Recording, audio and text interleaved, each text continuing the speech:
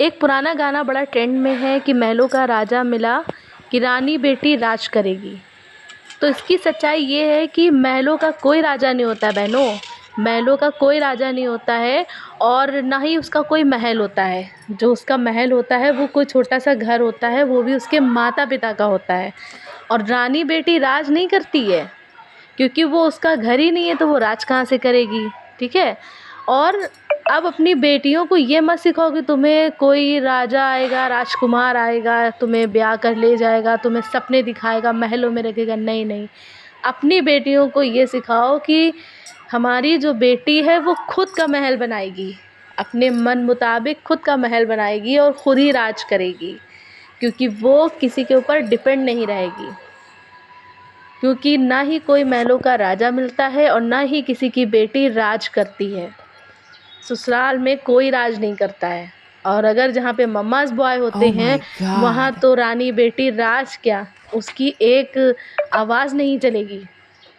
तो अपनी बेटियों को ये मत सिखाइए, अपनी बेटियों को ये सिखाइए कि आप संघर्ष करें, स्मार्ट वर्क करें और अपने आप को इतना निखारें कि उसके आगे हीरे की चमक भी फीकी पड़ जाए। और जब कभी आपकी सिचुएशन ऐसी पड़े तो अपनी बेटी को रोटी कमाने से लेके रोटी बनाने तक का हुनर और पैसा कमाने तक का हुनर, उसकी परवरिश में ये भी ज़रूर शामिल कर देना चाहिए।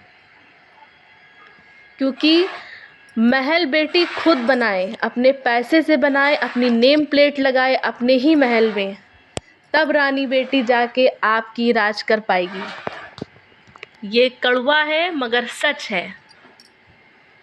कोई किसी की बेटी को राज नहीं कराता है, राज तो सिर्फ वो अपने बाप की झोपड़ी में भी कर लेती है। जो गरीब माँ बाप भी होते हैं तो उनकी झोपड़ी में बेटी रानियों की तरह पाली जाती है और उसकी एक आह में बाप अपनी जान तक दे सकता है।